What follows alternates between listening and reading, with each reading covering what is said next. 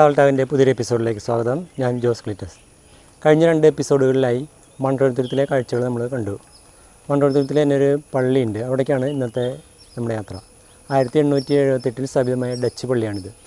Munroturuttu railway സ്റ്റേഷനിൽ നിന്ന് 2 കിലോമീറ്ററാണ് ഓടിക്കാനുള്ള ദൂരം. അപ്പോൾ പള്ളിയുടെ വിശേഷങ്ങൾ കാണാം. കൊല്ലം ടൗണിൽ നിന്ന് 24 കിലോമീറ്റർ ദൂരത്തിൽ അഷ്ടമുടിക്കായലിനും കല്ലടയാറിനും ഇടയിൽ സ്ഥിതി ചെയ്യുന്ന ഒരു ദ്വീപസമൂഹമാണ് മൺട്രോത്തുരുത്ത്. 1811 1815 ഇടയിൽ തിരുവിതാംകൂർ ദിവാനായിരുന്ന ജനപ്രിയനായ ജോൺ മൺട്രോയുടെ പേരിൽ നിന്നുമാണ് ദ്വീപിന് ഈ പേര് ലഭിച്ചത്. മൺട്രോത്തുരുത്ത് പഞ്ചായത്തിലെ പട്ടംതുരുത്ത് വെസ്റ്റ് വാർഡിലാണ് ഈ പള്ളി. ഇവിടുത്തെ കത്തോലിക്ക വിശ്വാസികൾക്ക് പോർച്ചുഗീസുകാർ വഴി AD 1548 ഒരു ദേവാലയം ലഭിച്ചു. അത് പരിശുദ്ധ കന്യാമറിയത്തിൻ്റെ പരിശുദ്ധ ഹൃദയത്തിന് സമർപ്പിച്ചതായിരുന്നു. പോർച്ചുഗീസുകാരുടെ ശില്പമാതൃകയിലാണ് ഇന്നും ഈ തിരുസ്വരൂപം നിലകൊള്ളുന്നത്. ഇടം കൈകൊണ്ട് തൻ്റെ വിമല ഹൃദയത്തെ തൊട്ടുണർത്തുകയും വലം കൈകൊണ്ട് ഭക്തരെ അനുഗ്രഹിക്കുകയും ചെയ്യുന്ന രീതിയിലാണിത്. പ്രകൃതിക്ഷോഭവും യുദ്ധക്കെടുതിയും മൂലം ദേവാലയം നശിച്ചു. 1661 ഡച്ചുകാർ ഈ പ്രദേശം കീഴടക്കി. 1668 ഡച്ച് മാതൃകയിൽ അവർ ഇവിടെ ഒരു ദേവാലയം പുനർനിർമ്മിച്ചു. തുടർന്ന് 1795 ബ്രിട്ടീഷുകാർ ഇവിടെ അധിനിവേശം നടത്തി. 1878 ഇന്ന് കാണുന്ന ദേവാലയം ബ്രിട്ടീഷുകാർ ഡച്ച് കേരളീയ മാതൃകയിൽ പുനർനിർമ്മിച്ചു. സെൻറ്റ് മേരീസ് പള്ളി എന്നവർ പുനർനാമകരണം ചെയ്തു. അവർ പിന്നീട് ഈ പള്ളി കൊല്ലം രൂപതയ്ക്ക് കൈമാറി. കൊല്ലം ബിഷപ്പിൻ്റെ നേരിട്ടുള്ള നിയന്ത്രണത്തിലാണ് ഇപ്പോൾ ഈ പള്ളി. ഇതൊരു ഇടവക പള്ളിയല്ല. വിശേഷാവസരങ്ങളിൽ സമീപ പള്ളികളിലെ പുരോഹിതർ കുർബാന അർപ്പിക്കുന്നു. മതസൗഹാർദ്ദത്തിൻ്റെ മഹനീയ മാതൃക കൂടിയാണ് ഈ ദേവാലയം. ഒരു ക്രിസ്ത്യൻ കുടുംബം മാത്രമാണ് ഇവിടെയുള്ളത്. തിരുനാളിന് മാത്രമേ ഇവിടെ മറ്റിടവകളിൽ നിന്ന് ക്രിസ്തുമത വിശ്വാസികൾ എത്താറുള്ളൂ. ഹൈന്ദവ സഹോദരങ്ങൾ ഈ പള്ളിയെ ഹൃദയത്തിലെടുക്കുകയും സംരക്ഷിക്കുകയും ചെയ്യുന്നു. പള്ളി തിരുനാളിൻ്റെ പ്രസിദ്ധന്തിമാരിൽ ഹൈന്ദവ സഹോദരങ്ങളും ഉണ്ടാവാറുണ്ട്. തിരുനാളിന് നാനാജാതി മതസ്ഥർ പങ്കെടുത്ത് മാതാവിൻ്റെ അനുഗ്രഹം പ്രാപിക്കുന്നു. അങ്ങനെ മതസൗഹാർദ്ദത്തിൻ്റെ ഒരു മാതൃക കൂടിയാണ് ഇവിടം. വിളിച്ചാൽ വിളിപ്പുറത്ത് എത്തുന്ന മാതാവ് എന്നാണ് ജാതി മതഭേദമന്യേ ദ്വീപ് നിവാസികളിൽ ഉറച്ചിട്ടുള്ള വിശ്വാസം. ധാരാളം അത്ഭുതങ്ങളും രോഗശാന്തിയും ഉദ്ദിഷ്ടകാര്യ സാധ്യതയും അവർക്ക് ലഭിക്കുന്നു. എല്ലാ 2ാം ശനിയാഴ്ചയും വൈകിട്ട് 4 മണിക്ക് ഇവിടെ ഒരു കുർബാനയുണ്ട്. എന്നാൽ ഞായറാഴ്ചകളിൽ കുർബാനയില്ല. കൊടുവിള പള്ളി വികാരി ഫാദർ ജിജോ ജോസ് ആണ് ഇപ്പോഴത്തെ പ്രീസ്റ്റ് ഇൻചാർജ്. നമുക്ക് പള്ളിയുടെ അകത്തേക്കൊന്ന് കിടക്കാം. ഈ മദ്ബഹ ഓവൽ ഷേപ്പിലാണ് നിർമ്മിച്ചിട്ടുള്ളത്. അതാണ് ഇതിൻ്റെ ഒരു പ്രത്യേകത. കണ്ട,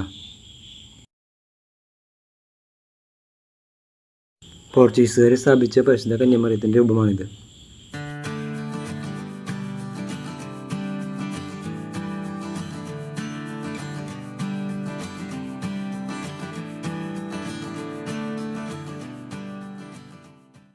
മദ്ബഹയുടെ പിന്നിലായി ചെറിയൊരു മുറിയുമുണ്ട്.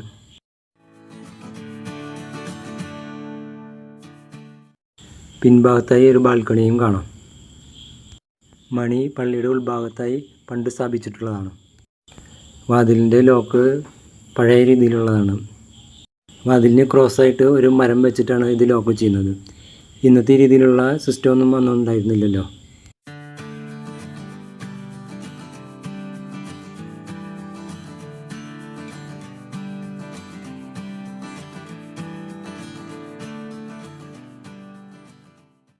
പള്ളിയുടെ മുൻവശത്തും വശങ്ങളിലുമായി ഒരു വരാന്ത കാണാം.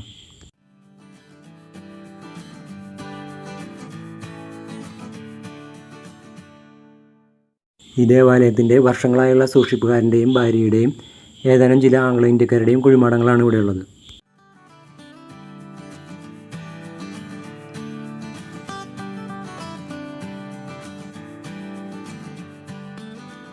ഈ വർഷത്തെ പള്ളി തിരുനാൾ മെയ് 9, 10, 11 തീയതികളിലായിരുന്നു. കൊല്ലം മെത്രാൻ അഭയോധ്യ പോൾ ആൻ്റണി മുല്ലശ്ശേരി പിതാവിൻ്റെ മുഖ്യ കാർമ്മികത്വത്തിൽ ഇക്കൊല്ലത്തെ തിരുനാൾ ഭക്തിയാദരപൂർവ്വം കൊണ്ടാടി.